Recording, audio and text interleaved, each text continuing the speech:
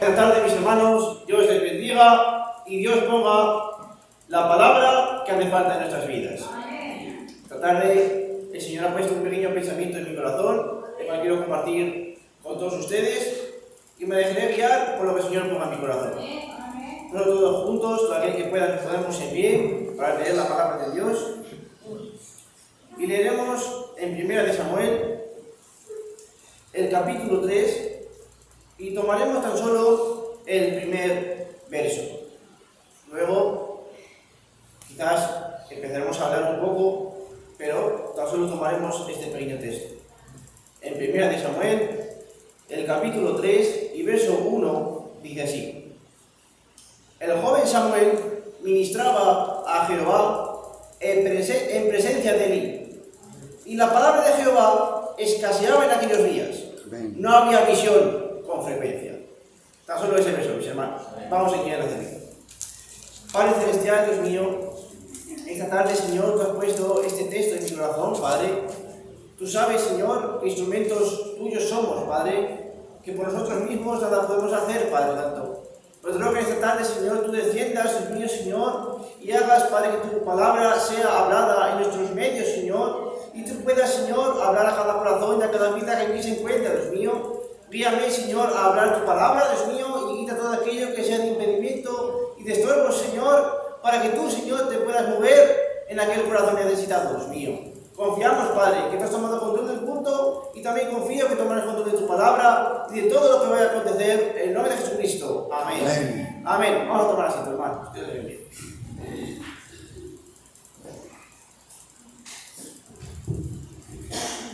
Bien, mis hermanos, hemos leído esta escritura, la cual yo no me había percatado de lo que el Señor aquí nos hablaba.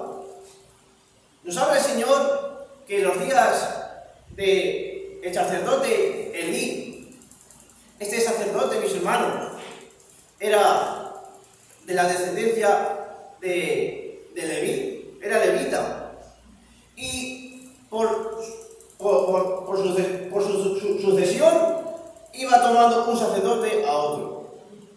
Y este sacerdote no solo era sacerdote, sino que también era juez de Israel. Amén.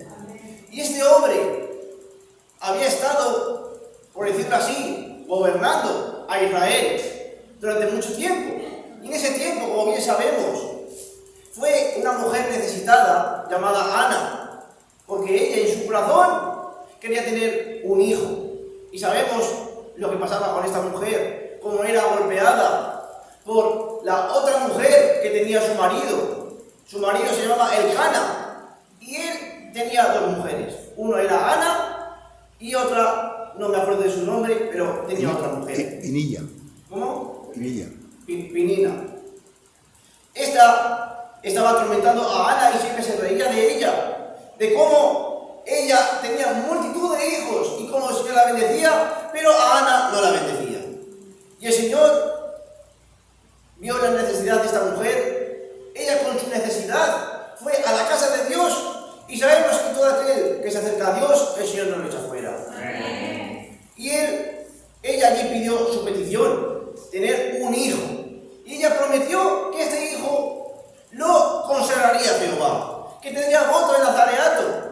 Y Elí, que estaba en ese momento ahí, la vio, una mujer que lloraba mucho. Una mujer, mis hermanos, que tal era su angustia, tal era su necesidad por cumplir esto en su corazón, porque hoy en día da igual, parece que eso ya no importa, pero en ese tiempo una mujer estéril era una mujer que no valía para nada. Amén. Era una mujer que no servía, porque la mujer tenía que dar a luz hijos.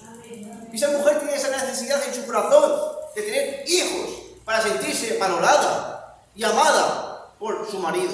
Aunque su marido la amaba, pero ella quería tener hijos. Y le dio a Samuel por hijos. Y Elí la vio allá, una que parecía que estaba borracha de la manera que ella oraba, con esa desesperación. Y el Señor le dijo que el Señor te dé la bendición de tu corazón. Y mientras Samuel crecía, mientras Samuel, mis hermanos, se hacía un hombre, Elí ministraba en la casa de Jehová. Elí juzgaba a la nación. Pero este Elí, mis hermanos, quizás sería un buen hombre. Quizás era un hombre simpático, un hombre que era agradable hablar con él. Pero tenía un defecto, mis hermanos, que amaba más a sus hijos que a la palabra de Dios. Y sabemos que eso no es correcto, porque la palabra de Dios nos dice que amarás a Dios con todo tu corazón, con toda tu mente, con toda tu alma, con todas tus fuerzas. Dice que amarás a Dios por encima de tus padres, por encima de tus hijos. Cualquiera que ame a Dios menos que a su propio entorno no es digno de seguir al Señor. Y eso quizás parece un poco extraño, ¿no? Uno tiene amor natural por su padre, por su madre, pero si la palabra de Dios nos dice algo y por amor a nuestra familia, por amor a nuestros hijos, no lo hacemos, entonces nunca habremos entregado nuestras vidas a Dios como la deberíamos haber entregado. Y este Elí tenía estos dos hijos, mis hermanos, que también ministraban en la casa de Dios. También hacían ofrendas al Señor. Ofrendas de becerros, de ovejas, de todo lo que hiciera. Y los sacerdotes, mis hermanos, el Señor, para que ellos se sustentaran, les daba una parte de aquellas ofrendas que se ofrecían. Ellos no podían tomar lo que ellos querían, sino lo que la ley decía que ellos podían tomar. Pero estos hijos, mis hermanos, dicen que en medio de la olla que se hacían los sacrificios, dicen que ellos tomaban un garfio y de ahí tomaban la carne y desobedecían a la palabra de Dios. O cuando quizás alguien estaba preparando el sacrificio para ofrecérselo a Dios, iba un siervo y les decía que les diera la carne que ellos pedían. Y si no se la daban, se la quitaban a la fuerza. Esa era su maldad, mis hermanos. Ellos, digamos de una manera así, deshonraban el sacrificio de Dios y hacían un gran mal a Israel. Y este padre, sabiendo esto, los amonestó, pero ese padre tenía que haberse puesto firme y haber sido opuesto totalmente a lo que decían sus hijos. Y este padre, mis hermanos, como hemos dicho, no cumplía al completo con la palabra de Dios. Y el Señor, hablándole con un profeta, lo condenó, lo castigó, diciéndole que su descendencia se acabaría, que él moriría y sus dos hijos también con él, y que da igual lo que hiciera, con sacrificios, con ofrendas, su pecado ya no sería más perdonado. Porque el Señor pondría a alguien en sustitución por él. Y sabemos, mis hermanos, que en Israel, cuando el rey está gobernando bien, está bajo la inspiración de Dios y está bajo la unción de Dios, ese pueblo, pues, va bien. El Señor lo bendice, el Señor le da alimento, el Señor lo guarda en las batallas. Pero cuando el rey de Israel va mal encaminado, no paga solo el rey, paga todo el pueblo. Porque la gente, mis hermanos, necesita un referente en el cual fijarse. Y si el líder, mis hermanos, va mal, todos los que van debajo también van mal. Y Elí, mis hermanos, a no ser un hombre que se fijaba en la palabra de Dios, a no ser un hombre firme, el pueblo hacía lo mismo. Un pueblo que no obedecía la palabra de Dios. Era un pueblo tibio, mis hermanos. Un pueblo que sí conocía a Dios, que amaba a Dios, pero quizás se amaban más a sí mismos. Y podemos ver esto, porque la palabra de Dios dice que escaseaba en aquellos días. Y si la palabra de Dios escasea, mis hermanos, es porque la gente no tiene necesidad de la palabra de Dios. Cuando uno tiene hambre, uno busca cualquier alimento para saciarse. Y la palabra de Dios nos dice que el que tiene hambre y sed de justicia, el Señor lo saciará. Amén. Porque esa hambre y esa sed es una necesidad que usted tiene. Y el Señor, como dijo el otro día, el pastor, el marido tiene la obligación de mantener a su mujer. Asimismo, el esposo, el cual es Cristo, tiene la obligación de mantener a la esposa, a la iglesia, a la novia. Asimismo, el Señor tiene la obligación de mantenernos a nosotros. Si usted tiene hábitos de justicia, Dios nos saciará. Pero este hombre, mis hermanos, al hacer esto, al ver escasez de la palabra de Dios, la gente comenzó a buscar a otros dioses. Comenzó a adorar a otros dioses, los cuales no eran Jehová. Y en ese tiempo, mis hermanos, vino una guerra. Los filisteos venían a atacar al pueblo de Israel. Porque el Señor siempre actúa de la misma forma. Si nosotros nos mantenemos fieles, el Señor nos va a guardar, nos va a proteger. El Señor nos ha marcado con un territorio, el cual es su palabra. Si usted se sale de ese territorio, usted está lejos de la presencia de Dios. Da igual cuánto clame, da igual cuánto pida. Si usted se mantiene dentro de la cerca de la palabra lo guarda, la palabra lo cuida. Como buen pastor, el buen pastor cuida de su rebaño. Pero si esa oveja se va de la protección del pastor, nada puede hacer. Está lejos, no lo puede proteger. Pero el Señor, como siempre decimos, es rico en misericordia, mis hermanos. El cual, Él deja a las 99 aparte y va a por la oveja que se había perdido. Pero en esta ocasión el Señor iba a ejecutar su juicio sobre Israel, para que así vieran que sin Él nada pueden hacer. Y los filisteos fueron a atacar a Israel, y ellos fueron a atacar a los filisteos, pero ellos vieron que sentían mal, ellos vieron que estaban perdiendo la batalla, y pidieron que trajeran el arca de la alianza. El arca de la alianza, que la trajeran al lugar donde estaba la batalla. Porque ahí era donde habitaba Dios. Ahí era el lugar donde Dios se manifestaba. Donde el sacerdote, el sumo sacerdote, se acercaba con sangre para el perdón de los pecados, para pedir sanidad, para pedir libertad. Ese lugar santo se encontraba ahí. Pero ¿saben qué? Dios no estaba con ellos. Pero ese pueblo, al ver el arca de alianza, el pueblo de Israel, dice que gritó de tal manera que el suelo tembló. Amén. Y los filisteos se atemorizaron. Pero mis hermanos, no se trata de clamar, no se trata de chillar, no se trata, mis hermanos, de predicar muy alto, muy fuerte, sino de tener a Dios en nuestros corazones. Amén. Así mismo, mis hermanos, hoy en día hay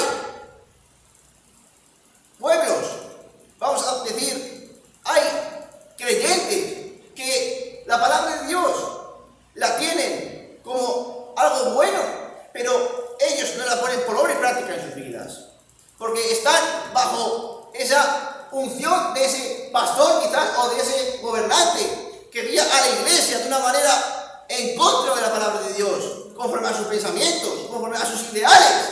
¿Y qué pasa? Que la palabra de Dios está escasa en sus vidas. Uno puede clamar, uno puede decir, uno puede hacer lo que quiera, pero Dios está en su palabra. Y si usted y yo nos mantenemos en su palabra, dice su palabra, que seremos más que vencedores. Y este pueblo, mis hermanos, clamaba, chillaba. ¿Por qué? Porque era un pueblo religioso, era un pueblo que creía en Dios. Pero ¿qué pasó, mis hermanos? Ese pueblo tenía ídolos en sus vidas, tenían dioses ajenos. Por tanto, Dios no podía actuar en ese lugar. Dios no podía obrar, porque su corazón estaba lejos de ellos. Como dice muchas veces la palabra de Dios, que este pueblo de labios me honra, pero su corazón está lejos de mí. ¿Por qué, mis hermanos? Porque ellos, al igual que Elí, no amaban a Dios con todo su corazón, ni con toda su alma, ni con todas sus fuerzas, sino que tan solo tenían una religión. Y esto, mis hermanos, es algo que vemos aquí, es algo que es de hoy en día. Hoy en día usted va a buscar la palabra de Dios a cualquier iglesia, y si usted mira punto por punto la palabra de Dios, va a encontrar cosas que están en contra. ¿Por qué? Porque hay necesidad de la palabra de Dios. Dice su palabra que en los últimos días se levantarían hombres amadores de sí mismos, hombres que hablarían según su propio beneficio, según su propia inteligencia, y Y sobre esa inteligencia empezarían a predicar el Evangelio. Falsos cristos, como dice la palabra de Dios. Por eso es que hoy esta historia, este lugar donde pasaba Samuel y Elí, donde no había visiones, donde quizás escaseaba la palabra de Dios, es algo que es muy actual hoy en día, mis hermanos. Pero Dios, como solemos decir, Él no deja desamparado a su pueblo. Él no deja desamparado a aquellos que le aman. Porque allí había un hombre que estaba preparado para cumplir con los mandamientos de Dios. Ahí había alguien que estaba dispuesto a cumplir con todo lo que el Señor le iba a decir. Ese era el muchacho Samuel, al futuro juez de Israel. Ese hombre, mis hermanos, no era como Elí. No era un hombre que se dejaba gobernar por los demás. Era un hombre que estaba guardando la palabra de Dios. Era un hombre con un voto de nazareato. Era un hombre que había hecho un voto con Dios de serle completamente fiel a Él. Y cuando este sacerdote Elí muere, los filisteos se llevan el arca de alianza. Se la llevan de ahí, se la llevan a su tierra. Y Dios, mis hermanos, ejecuta su juicio en Filistea, condenándolos, habiendo enfermedades, tumores. Dios castiga a esos enemigos, a los filisteos, para que devuelvan ese arca de la alianza al lugar donde se encontraba. Porque habían dejado a Israel sin aquello con lo cual anhelaban, el arca de alianza. Pero el Señor tiene su tiempo. Quizás parece que Dios en nuestras vidas no está haciendo nada, pero Él está actuando de otra manera. Cuando el pueblo de Israel estaba entristecido, ellos en ese tiempo, mientras parecía que no pasaba nada, estaban meditando en su corazón. ¿Por qué Dios no nos ha guardado? ¿Por qué Dios no nos ha protegido? ¿Qué ha sucedido? Ellos estaban meditando en su corazón. Y mientras el Señor estaba ejecutando sus juicios en Filistea. Porque fíjense, mis hermanos, qué maravilloso es Dios. Ellos metieron el arca de la alianza en el templo de Dagón, que era un dios con cuerpo de hombre y cabeza de pez. Y cuando ellos dejaron el arca de la alianza ahí y se fueron, al día siguiente se encontraron esa estatua tirada en el suelo ante el arca de Jehová. Y ellos pensaron que es una cosa extraña que eso pasara. Volvieron a hacer lo mismo, volvieron a poner la estatua tal y como estaba. Y al día siguiente, cuando volvieron, esa estatua no solo estaba de nuevo en el suelo, sino que estaba rota, se había quedado sin brazos y sin cabeza, porque el único Dios verdadero es el Dios de Israel. Y no hay cosa creada, mis hermanos, que pueda igualar a su poder, no hay cosa creada que pueda igualar a su fortaleza, porque Él es el único Dios vivo que puede levantar las vidas. Y esa gente, mis hermanos, empezó a ver los juicios de Dios, empezó a ver cómo se empezaron a enfermar todos, cómo empezaron a venir plagas, tempestades. Y ellos vieron que esa era la mano de Dios y tuvieron temor. Entonces enviaron esa arca de alianza de nuevo a su país, a su tierra, al lugar donde debía de estar. Porque Dios lo que quiere es volver a su iglesia, es volver a su heredad, es volver a su pueblo. Por eso dice la palabra de Dios, que yo estoy a la puerta y llamo. Esta tarde el Señor quiere volver de nuevo a nuestras vidas, quiere volver de nuevo a su iglesia, quiere volver de nuevo a la esposa, a nosotros mismos. Y ese pueblo, cuando vio que el arca de la alianza estaba volvió de nuevo el gozo a sus vidas. ¿Por qué? Porque su esperanza, el Rey de Reyes, el Señor Jesucristo, Dios, Jehová de los ejércitos, estaba volviendo a su lugar. De nuevo tenían esperanza. De nuevo tenían, mis hermanos, la fortaleza que le hacía falta a ese pueblo para ser restaurados. Y cuando ese pueblo volvió, ya no era el pueblo de antes. Era un pueblo arrepentido. Era un pueblo que quería hacer la paz con Dios. Y ya no estaba allí. Estaba Samuel, este joven fiel, este joven que se mantenía en la palabra. Y cuando este pueblo comenzó a hablar con Samuel, Samuel les dijo que si querían volver a Dios, echaran de ellos los ídolos que tenían y siguieran a Dios de nuevo de corazón. Entonces este pueblo, mis hermanos, hicieron un sacrificio, se gozaron. Y en ese momento, cuando estaban de gozo, de regocijo, los filisteos de nuevo vinieron a atacar a Israel. Pero ese ya no era el pueblo de antes. Ya no era un pueblo que alababa a Dios de labios. Era un pueblo de Dios arrepentido. Era un pueblo de Dios convertido. Era un pueblo que había accedido que el Señor entra en sus vidas. Dice que la gente le dijo: tú sigue orando por nosotros, Samuel. Sigue sacrificando ofrendas por nosotros y pídele a Dios. Y este pueblo, cuando salió a la batalla, venció. Porque Dios es un Dios que cumple su palabra. Y cumple su palabra para lo bueno, sí, pero también para lo malo. Dice su palabra que Él pone entre nosotros el bien y el mal. Si accedemos a hacer las cosas buenas, el Señor nos colmará de bendiciones. Pero si accedemos a hacer el mal, el Señor cumple su palabra y también ejecutará su juicio sobre nuestras vidas. Pero dice su palabra, mis hermanos, que el Señor al que ama, disciplina. Como el Padre al Hijo al que ama. Pero tenemos un Dios que cumple su palabra, mis hermanos. Un Dios que se compadece de nuestras debilidades, pero Él quiere que amemos a Dios con todo nuestro corazón. Y hoy, en ese tiempo en el que la palabra de Dios está escasa, Dios, mis hermanos, nos da hoy de nuevo su palabra. Una palabra restaurada para usted y para mí, para que nosotros hoy podamos ser como este nuevo pueblo. Un pueblo que ya no sigue a ídolos, que sigue a Jehová de los ejércitos. Que cuando va a la batalla sabe que puede vencer. Porque nosotros, los que creen en su palabra, los que realmente han guardado en su corazón el mensaje que Dios nos da, no tiene una fe cualquiera, tiene una fe perfecta. Tiene una fe que puede venir tempestades, puede venir tormentas, puede venir angustias, y aún así permanecer firme. Como este pueblo de Israel, mis hermanos, ya no estaban en esa vieja condición de fracasados, tienen una condición de vencedores. Y si usted y yo nos acercamos a Dios, Él nos va a querer restaurar. Y si nosotros nos dejamos restaurar, Él nos dará de nuevo ese compañerismo, nos dará esa bendición, nos dará la fuerza necesaria para continuar. Como dice su palabra, como antes ha dicho también el siervo del Señor, aquel que está de Él, mis hermanos, que correrá y no se cansará, caminará y no se fatigará, levantará alas como el águila. ¿Eso para quién? Para los creyentes.